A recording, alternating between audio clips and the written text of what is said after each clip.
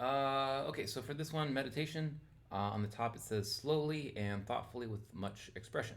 So let's do, before we even get started, let's do on the bottom there the warm up, the harmonic minor. On this one, we have two sharps, our F sharp and D sharp. So let's do, I think the fingering on that is okay. One, two, three, one, two, three, four. So let's start with our E. One, two, three. Thumb goes underneath. One, two, three, four. Again with the thumb. One, and then that sets us up for the same pattern there. One, two, three. One, two, three, four, five. And then coming down.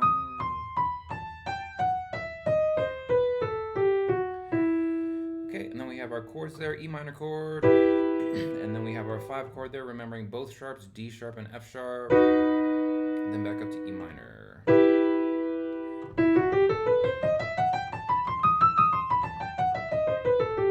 So what we want to do, making sure that when we play our scales, we have nice equal spacing for all of our notes, nice smooth transitions between all of those. And we'll do the same thing for the left hand. We're going to start with that E, of F sharp and D sharp again.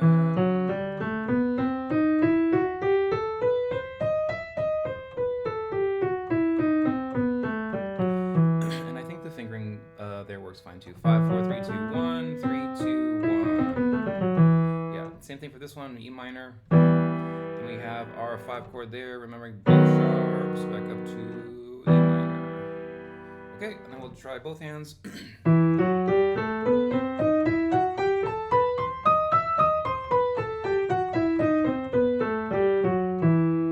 Chords together. Okay, so now that we're kind of familiar with all of the sharps here, let's kind of look at the piece. So we're kind of scanning through this piece. It looks like there's a lot of little kind of subtle dynamic marks. So we have a piano in the beginning, and then it kind of goes up a little bit to mezzo piano, then it goes back down to piano, and then we have a mezzo forte on measure 12, mezzo piano, and then goes to piano, then pianissimo, and then we have a triple piano there at the end. So a lot of sort of subtle movements kind of going up and down. I think what they're trying to do here is sort of give a sense of expressiveness through dynamic tone. So a lot of sort of subtle changes in the volume control, and this one is a good exercise for managing our subtle sort of volume. Let's do on this one also, we're kind of looking at the pedal marks on here, so we're sort of pedaling kind of every measure, and then when we have those half notes, we're also sort of pedaling those half notes. So let's do the left hand first. On this one, we're going to be starting our E position, low E position, using your 1, 5, 1, 2, 3, 4, going up to that C position. Use your 5, 2, then up to B, back down. Making sure when you play those notes, you play the notes first, and then do a quick pedal up, down, shift to clear out the sound. All we want to hear is just those notes there on measure 3, going up to 4. I think on this one, the 1, 2, what they're trying to do is give that legato there. They're trying to connect that A to the B. That can be kind of a little bit of like a pain. When we're holding down the pedal, or we have those pedal indications, we can kind of cheat a little bit because there's no way to kind of know that those are actually connected when the pedal is down. Because when the pedal is down, all of the dampeners are up. So there's no way that you can actually create that effect when the pedal's down. So what I would do, you can use 2, 1, 2 is fine. Also, if you wanted to use your thumb on that one for both of those notes is fine if the pedal is down. If we're not using the pedal, then definitely to get that slur effect, you do to get that sound. Okay, and then on measure 5, we have our 7th G and A. Making sure to pedal these, going up, down.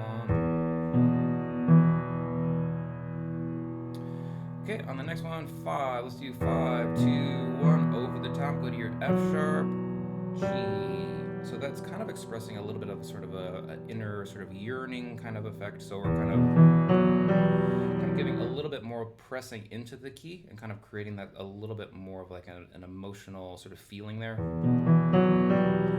We're holding that G. Make sure you hold the G, so when you press that C, kind of create those notes. Those should be connected. Again, A, cross over the top to B, or you can use 1, 1, that's fine. Next one, same deal. Down to C. That one is also a quick sevenths, going up, back down.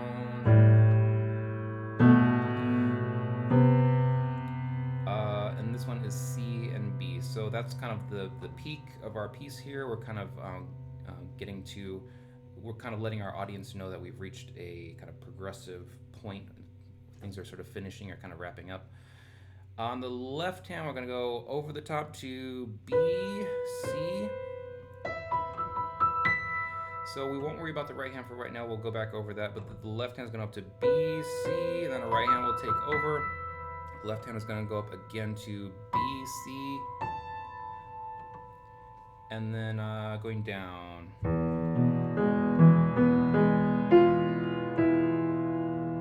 So this is E, B, G sharp. Come up underneath with the pinky. E, B, G sharp. And then F natural there. And then all the way down your lowest E on the piano.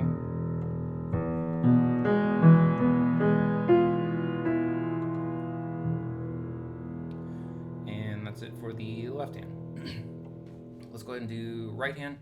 On this one, we're going to start with your E, E, C, B.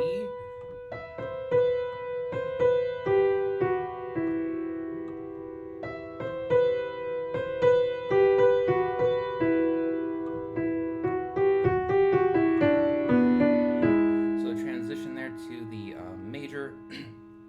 On this one, we're kind of also trying to transition between majors and minors and making all of that sort of work. So let's go ahead and go to the next part. Again, E, C, B. A little bit of a change here. Going down, back to E.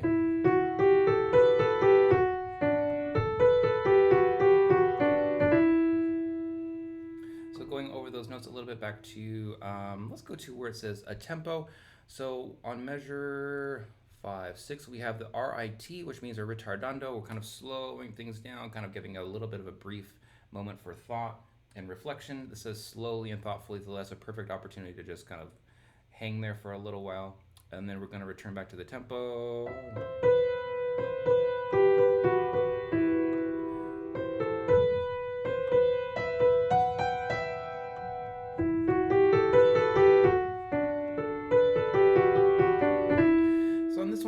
This sort of strikes me as maybe sort of wind sort of blowing through the trees. We have this sort of whirling motion a lot with those scales going up and down. So we want to give a little bit, maybe more of a kind of a volume, a sense of kind of those trees sort of blowing out and kind of coming back a little bit.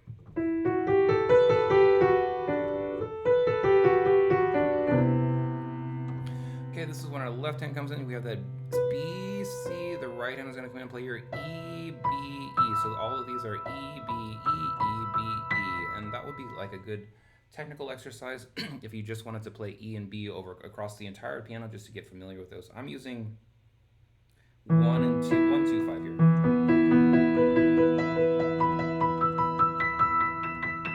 So again, all I'm doing is just playing E's and B's. I'm using my 1, 2, and 5 there.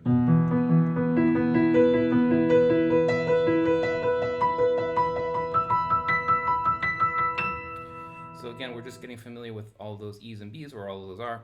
And let's go ahead and go play these. So this is our left hand. Our left hand is going to come up. This is right next to where that right hand is. You're going to play that B and C.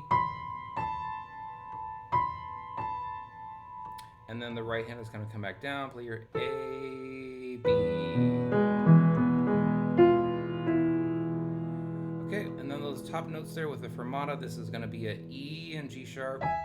And then our left hand comes all the way down to a low E. So we have a triple piano there, really soft, almost like we're just sort of collapsing, sort of gently resting our hands into the key a little bit, giving that nice sort of resolution to the major. Okay, so let's do a little bit of this, both hands going back up to the top here. Again, we're kind of giving this a really sort of deep, kind of expressive, very thoughtful quality. Imagining as well, like this kind of sense of maybe the wind sort of flowing through something and kind of blowing around all these sort of trees, almost maybe a little kind of melancholic in a way.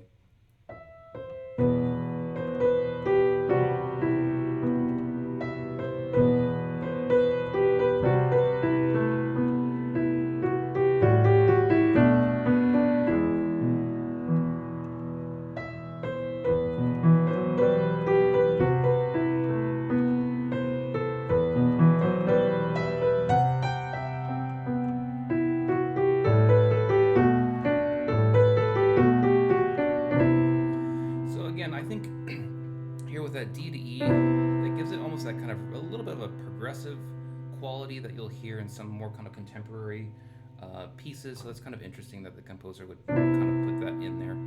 Again, moving up, and this is pianissimo, so very soft, almost maybe kind of escaping into the clouds, very dreamy like quality here.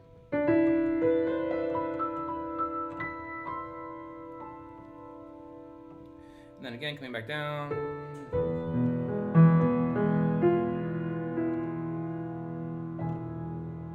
And a gentle kind of ending. So it's this is a short little piece. There's a lot of little tricky kind of expressions and all sorts of little things that are kind of going on in this one. So again, kind of starting from back to, let's go to measure 9. This is where it sort of switches a little bit. We want to kind of give also, again, giving that a little bit more pressure into the keys. Again, kind of getting back to that a little bit of that yearning or that kind of longing sense of emotional state there.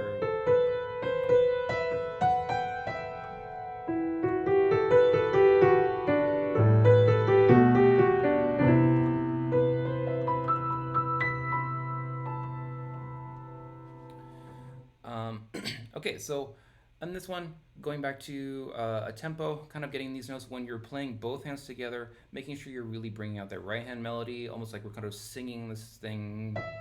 And then that left hand is coming in, sort of this sort of undulating sort of chords and these notes here. Making sure on 8, when you have that 8th rest, you're coming right after the E.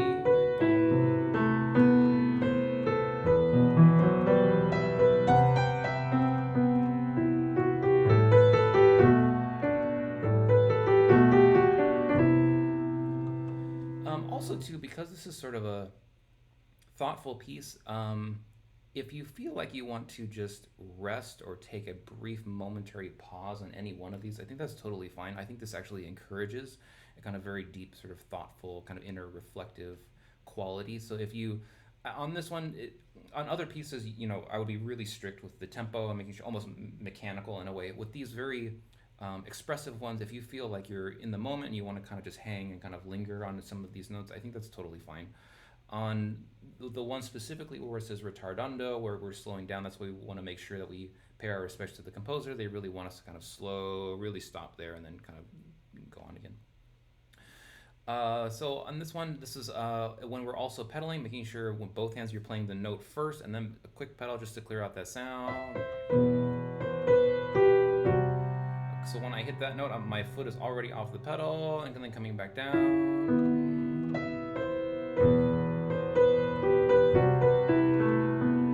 Again, also on 4, when you play that E, that right hand note is going to come right after, making sure you watch for the tie as well.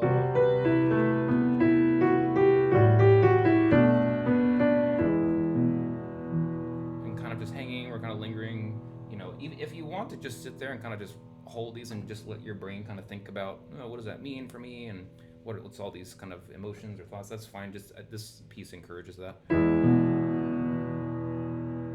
And then whenever you feel is the right time, let's go back into it.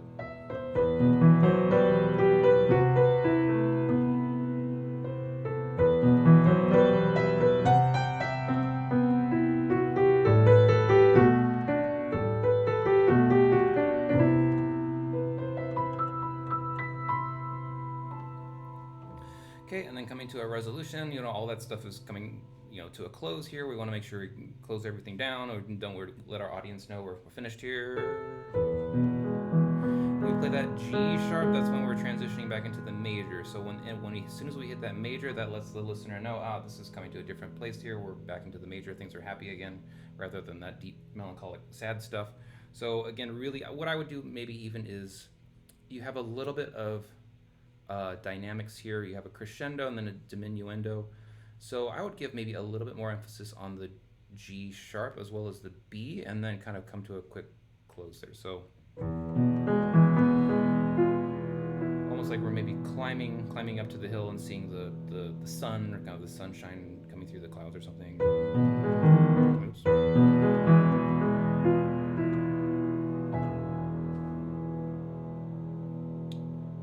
And that's it. So making sure when you practice this one, start with the scale first. Get really familiar with all those sharps. Start with the left hand, go over those. Right hand, putting those together. Watching for the pedal, dynamics. You have crescendos. So a lot of different articulations here, but definitely a really great piece for kind of exploring what thoughtfulness and kind of deep inner reflection. So we'll call it good for that one.